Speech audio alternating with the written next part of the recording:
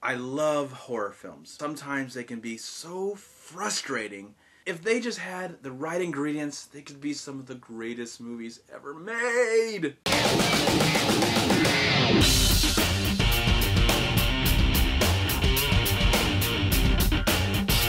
I need something like that. I want to care about characters. I want to believe in them, and I want to believe in the situations they're in. But it's so frustrating because time and time again you get so many movies that they're so cheap. They don't scare me and they don't excite me. And I love to be scared.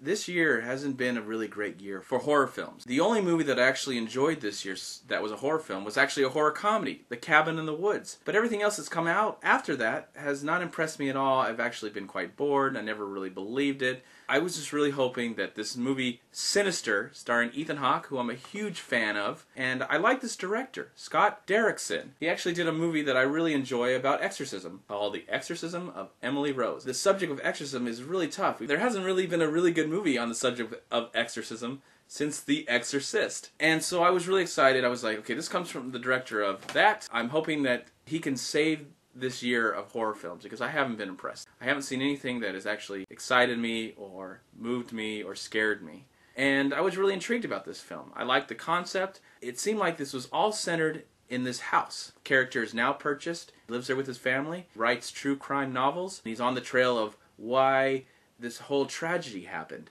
And I was really surprised how we never really leave the house. Never really go anywhere. This almost felt like a staged play.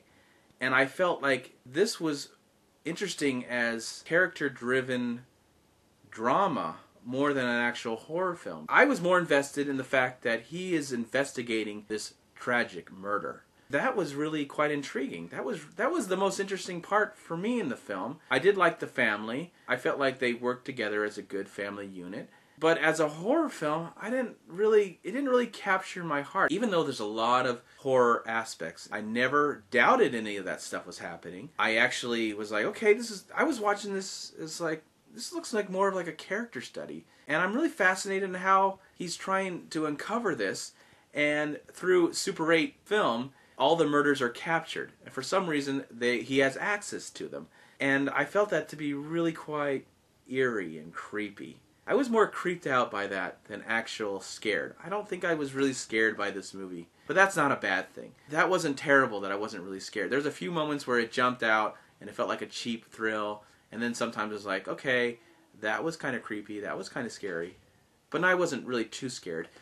I was really just creeped out by the story and how things were happening and wondering, how is this all going to come together? And when things are revealed near the end of the film, I was like, well, that's cool. That's really interesting. I'm convinced to a point. But I really wish, like, oh, I'm so scared. I'm freaking out, man. What's going on, man?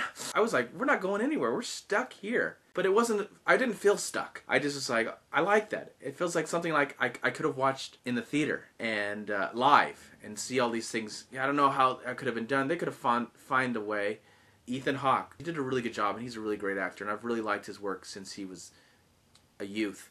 And he's just really convincing, and he convinced me that we were on this journey to find out what's going to happen, and you could see his level of madness just drop, and he's just going crazier. He's so obsessed. And that's what I really enjoyed about this movie. The whole obsession of trying to find out what happened to this family and how tragic this situation is. I wish I was more scared, but it's okay. I think a lot of people who, if you really like horror films, I think this is a really good addition to the horror genre. I'm going to give Sinister 3 stars. Please like, comment, and subscribe to my channel. I'm also on Twitter and Facebook. And please go to WeLiveFilm.com and subscribe right here on YouTube to We Live Film. And also go to WhoYouTube.com.